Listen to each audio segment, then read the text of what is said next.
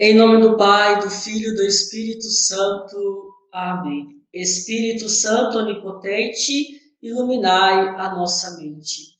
Abri, Senhor, os meus lábios e minha boca anuncie o vosso louvor. Meus queridos irmãos e irmãs, segunda-feira da quinta semana do tempo comum. A igreja também hoje faz memória a Santa Josefina Baquita, conhecida por todos nós, né? E assim nós lembramos que é uma santa africana, sudanesa, escrava, ao ponto que o Papa Bento XVI, ao escrever o documento, a encíclica Espe Salve, vai citar, né, a Santa Josefina Baquita como testemunho de fé e de esperança.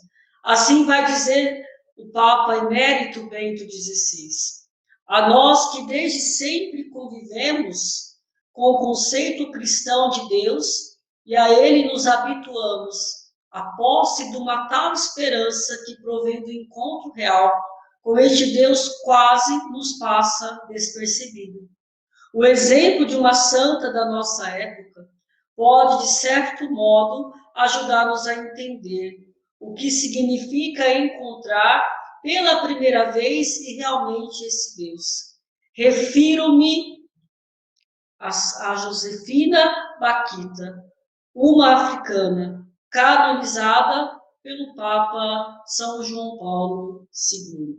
Então, aqui nós encontramos o testemunho dessa mulher, né, dessa santa, que foi raptada, né, pela angústia da escravidão, mas que abriu-se à conversão, que abriu-se à graça ao ponto de depois estar junto, né, na congregação, né, das filhas de Santa Maria Madalena de Canossa, na Itália, onde viveu por muitos anos. Né? Então, diante da escravidão, diante das lutas que ela teve, né, no sentido, né, também, através de um casal que lhe foi confiada, ela fez a experiência de uma verdadeira conversão, foi batizada e assim entrou nesta congregação.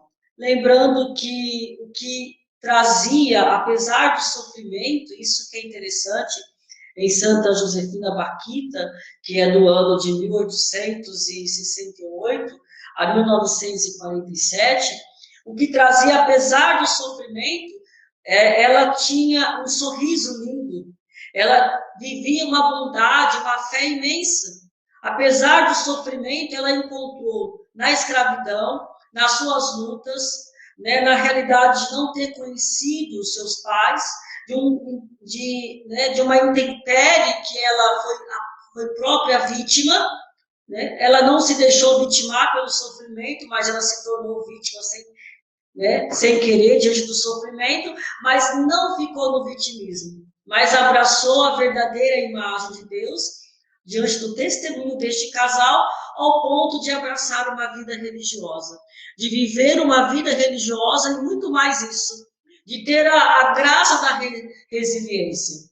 Né? Isso nós aprendemos muito na psicologia de Viktor Frankl, né, que ele fala sobre a logoterapia, que no sofrimento nós mudamos, no sofrimento nós encontramos o sentido para viver. Como uma pessoa que passa por tanto sofrimento consegue depois ser tão resiliente, consegue ser tão amável. E nós encontramos este testemunho na vida de Santa Josefina Baquita, que nos dá uma lição, que as dificuldades, que os sofrimentos, elas não justificam os nossos atos ao ponto de nós nos tornarmos maldosos, né, ou sermos amargos, sermos tristonhos diante do que passamos. Por isso que nós devemos pedir, né, também a intercessão de Santa Josefina Baquita, que existe aqui um ponto importante, né, da sua vida, do seu relato, que o seu corpo foi encontrado incorrupto em 1969. Né? Então, assim, nós encontramos na vida de Santa Josefina Baquita um grande testemunho. Né? Lembrando que o milagre que a canonizou, graças a Deus, veio aqui do nosso Brasil, né? Realmente, o Brasil, né, foi responsável, né, por todo esse fechamento do processo, né, aí da canonização de Santa Josefina Baquita, né? Então é isso. Encontramos especialmente, né, nós encontramos o testemunho dessa mulher, a resiliência e a bondade de Deus. Eu quero trabalhar com vocês em cima daquilo que nós já iniciamos, as obras dessa mulher, que remete àquilo que nós encontramos no Evangelho de Marcos, capítulo 6, versículos de 53 a 56, em que a criação, o mistério da salvação, se resume nas obras. Marcos, o Evangelho de Marcos é interessante porque como nós vamos conhecer quem é Jesus? Pelas obras. Então, as obras, elas falam muito mais do que as palavras, né? A maneira, a glória de Deus se manifesta pelas obras, não pelas palavras. Porque a palavra e as obras, elas caminham junto. Tanto as palavras como as obras, elas devem caminhar junto. E aqui está a lição, né, de São Marcos para nós, o evangelista Marcos, que caminhou na vida de Santa Josefina Baquita, né, e que deve caminhar. Por isso que, quando nós nos deixamos ser trabalhados por Deus, tocados por Deus, quando nós fazemos a mesma experiência que Santa Josefina fez na realidade da vida dela, que além de viver a escravidão, foi livre. Ela teve esperança, por quê? Porque na escravidão ela encontrou o trabalho de Deus na sua vida. E já não foi mais escrava. Só tornamos escravos quando nós nos deixamos nos apegar ou ficamos acomodados pelas coisas que nos adoecem e perdemos a esperança. Por isso que o Papa Emérito Bento XVI coloca como um dos símbolos da virtude da esperança. Se você ainda não leu a encíclica Espe Salve, leia, e você vai encontrar ali formas que nos levam a viver a virtude da esperança. Essa mulher teve esperança ao ponto que ela não desistiu, e ela soube encontrar a verdadeira imagem de Deus numa realidade que é muito difícil alguém encontrar. Porque ela deixou ser amada, ela deixou ser tocada, ela conseguiu passar pelo sofrimento, e Deus, na sua divina providência, caminhou em todas as realidades para que ela encontrasse o verdadeiro sentido da própria vida. Por isso, meus irmãos, ser tocado por Deus é deixar também que toque o nosso sofrimento e nos encontremos no nosso sofrimento quem Ele é. Senão, meus irmãos, nós vamos nos tornar vítimas da realidade. É uma curiosidade, porque quando eu preparava essa reflexão, né, no Evangelho nós vamos encontrar lá um lugar onde Jesus curava, né, que é lá na cidade, né, na região, né, de Genezaré.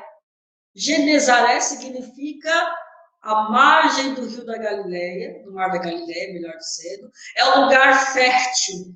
Então, é o paraíso da Galileia chamado, né? Chamado paraíso da Galileia, a cidade. Então, só podemos ser curados, só podemos encontrar com o Senhor se nós estivermos unidos a Ele. Ele é o nosso paraíso. Ele é onde nós nos tornamos férteis, aonde nós nos saciamos. Porque qual é o toque da graça de Deus? É nos saciar, é nos preencher, é encontrarmos esperança nele. Qual é o nosso Genezaré? É o sacrário, é a oração, é a palavra, é a comunidade, são os irmãos, são todos os meios onde nós experimentamos a realidade que nos recria, que nos levanta. Então, que nós nos afastemos dos lugares onde não são férteis, nos lugares, meus irmãos, áridos, os lugares que nós experimentamos a nossa secura e nos refugiamos no paraíso. O paraíso é Deus. O nosso Genezaré é Deus, aonde Ele passa, né, através do próprio Cristo, passa, anda em cima das águas, para nos mostrar, meus irmãos, que quem está com o Senhor sempre supera tudo e recomeça a sua própria vida. Que Santa Josefina Baquita interceda por nós e que nós nos encontremos diante dos sofrimentos, das lutas, das feridas, das marcas, o verdadeiro rosto de Deus. E nos deixemos ser tocados por Ele. Louvado seja o nosso Senhor Jesus Cristo, para sempre seja louvado. Em nome do Pai, do Filho e do Espírito Santo. Amém. Fique com Deus.